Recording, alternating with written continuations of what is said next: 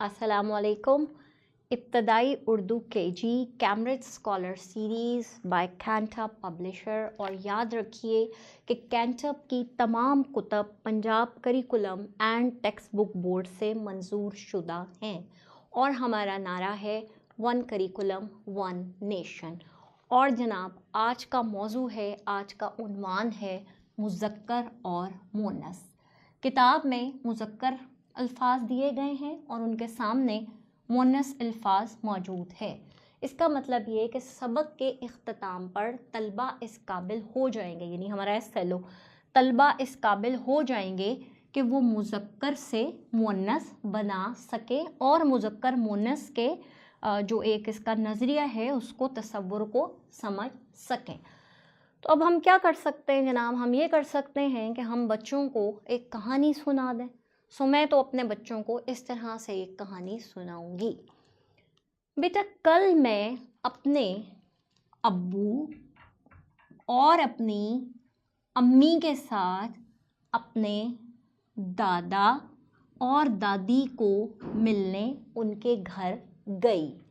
वहाँ पे मेरे चाचा और मेरी चाची मुझे देखकर बेहद खुश हुए।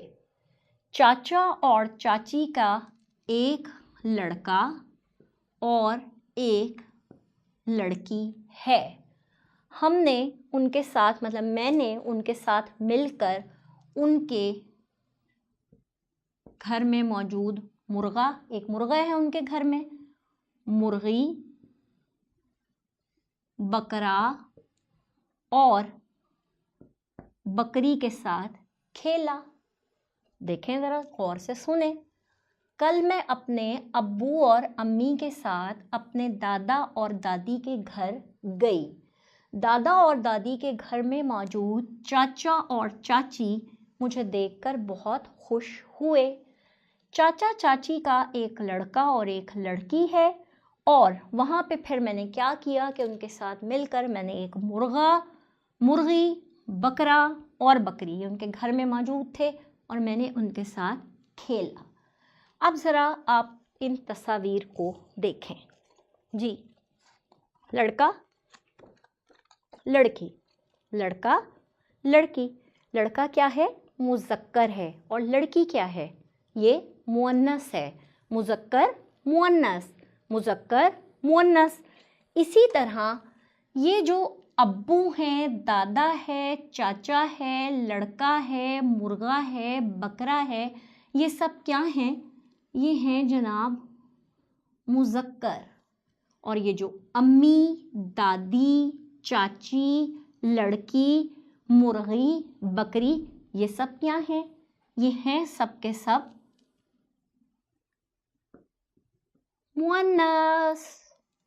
और ज़रा गौर से देखें कि जब हम किसी भी मुज़क्कर को, ये जो मैंने यहाँ पे मुज़क्कर लिखे हैं, इनको जब हमने मुअन्नस में तब्दील किया है तो क्या हुआ है कि इनके आखिर का, ज़्यादातर में इनके आखिर का लफ्ज़ जो है वो बदला है। जैसे दादा में ये अलिफ जो था इसकी जगह पे ये छोटी ए आई है। इसी तरह चाचा में अलिफ की जगह पे छोटी ए आई है।